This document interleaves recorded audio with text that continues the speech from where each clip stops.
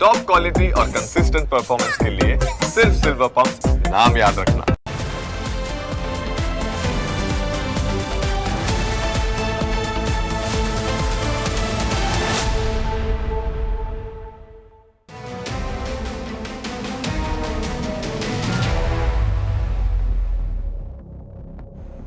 પાલનપુરની doctor યુવતી અને મહેસાણાનો doctor યુવક, યુવતી પાટીદાર અને યુવક પરમાર બંને વચ્ચે પહેલાં દોસ્તી થઈ અને આ દોસ્તી પ્રેમમાં પરિણમી, પરંતુ ડૉક્ટર દીકરીના પરિવારને આ સંબંધ મંજૂર ન હતો.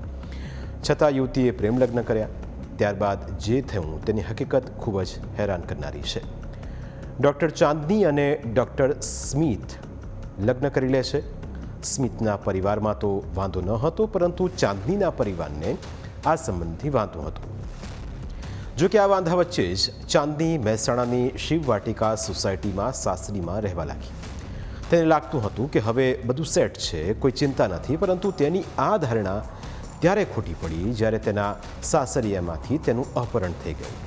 અને આ અપહરણ કોઈ બીજાએ નહીં પણ ખુદ તેના પિયર પક્ષના લોકોએ કર્યું હોવાનો આરોપ છે. તારીખ 18 ઓગસ્ટનો એ દિવસ હતો.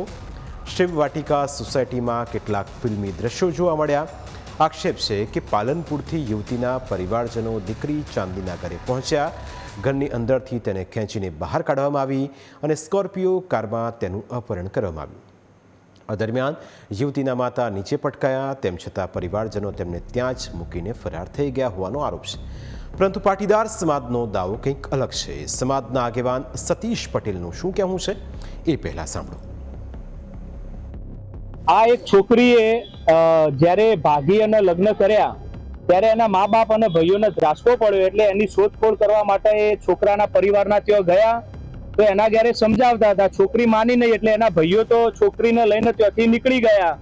ત્યારબાદ એની મમ્મી ત્યાં હતી, તો ત્યાં આગળ એની મમ્મી જ્યારે રહી ગયેલી ત્યારે છોકરાના ઘરવાળોએ આ છોકરીની મમ્મીને ત્યાં ગળદાપાટુનો માર મારેલો, પગ ઉપર લાકડીઓ મારેલી, ત્યાં છાતી ઉપર હાથ નોખેલા, કબજો પણ ફાડેલો, હોઠ ઉપર મારેલું, હોઠ ચીરાઈ ગયેલો, ઢેચણ આખા સોલાઈ ગયેલા. તો આ રીતે મારેલો અને એને ગાળો બોલવામાં આવતી હતી કે તમે તમારી દીકરી રહી અમને આજના સોંપી દો, ઘરવાળોને કહી દો, જો એમ નહીં કરો તો અમે તમને આજીવન અહીંયા રાખીશું, એમ કર્યું. અને પછી એમના બીજા સામાજિક આગેવાનો આવી અને નીતાબેનને ખૂબ માનસિક ટોર્ચરિંગ કર્યું અને ખૂબ ગભરાઈ દીધા. અને ત્યારબાદ એ લોકો એમના સામાજિક આગેવાનો બધા ભેગા થઈને અહીંયા ધરણા ઉપર બેસી અને પોલીસ ઉપર દબાણ લાવી અને પોલીસના સાથે જે એક આ સામાજિક પ્રશ્ન હતો એમાં એટ્રોસિટી જેવો ગુનો ના લાગે તેમ છતાં એટ્રોસિટીનો ગુનો લગાવ્યો.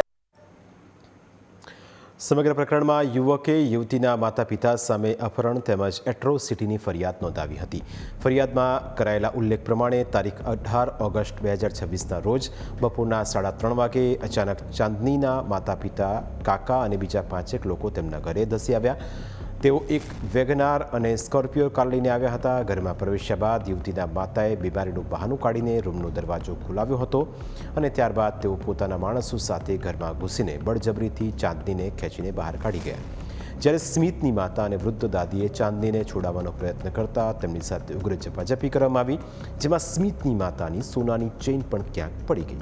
ફરિયાદમાં ઉલ્લેખ છે કે અપહરણકર્તાઓએ જતાં જતાં જાતિ વિષયક અપમાન કરીને એવું કહ્યું હતું કે તમારી એટલી હિંમત કે અમારી દીકરીને તમે લગ્ન કરીને તમારા ઘરે રાખો. એટલું જ નહીં, અપશબ્દો બોલ્યાનો પણ ફરિયાદમાં ઉલ્લેખ છે. આ ઘટના બાદ હવે પાટીદાર સમાજ મેદાને આવ્યો છે. પાટીદાર સમાજના આગેવાનોએ અપહરણ અને એટ્રોસિટીની ફરિયાદ પાછી ખેંચવાની માગણી કરી છે. તેમનું કહેવું છે કે તેમના ઉપર જે કેસ કરવામાં આવ્યા છે તે ખોટા છે. સાથે જ તેમણે પોલીસ ઉપર આરોપ લગાવ્યો કે પોલીસ તેમની ફરિયાદ લેતી નથી. જે અમારા પાટીદાર સમાજના યુવાનો ઉપર જે ખોટા કેસ કરવામાં આવ્યા, ખોટી કલમો લગાવવામાં આવી, એ એક તરફી પોલીસે વલણ દાખવ્યું.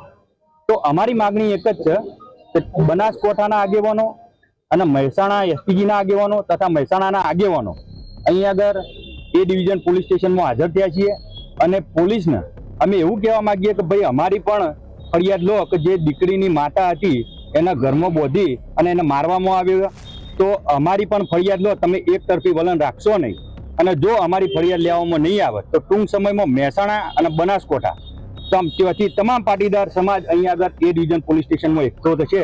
તેની ટોટલી જવાબદારી એસપી સાહેબની રહેશે. મહત્વનું છે કે છેલ્લા ઘણા સમયથી પાટીદાર સમાજની દીકરીઓના પ્રેમ લગ્નને લઈ સમાજ ખૂબ જ ચિંતિત છે. તેનું એક જ કારણ એ પણ છે કે પાટીદાર દીકરાઓને કન્યાઓ મળતી નથી અને તેવા સમયે જ્યારે પાટીદાર દીકરીઓ અન્ય સમાજમાં લગ્ન કરે ત્યારે સમાજને પણ તેની ચિંતા થતી હોય છે. પરંતુ જ્યારે બે પુખ્ત વયના યુવક યુવતી કાયદા મુજબ લગ્ન કરે ત્યારે તેમાં પરિવારજનો તેમની મરજી વિરુદ્ધ કશું જ કરી શકતા નથી. પ્રાઇમ 9માં આજે બસ આટલું જ. ફરી મળીશું આપણે સ્પર્શતા મુદ્દા સાથે. ત્યાં સુધી રજા આપશો. નમસ્કાર.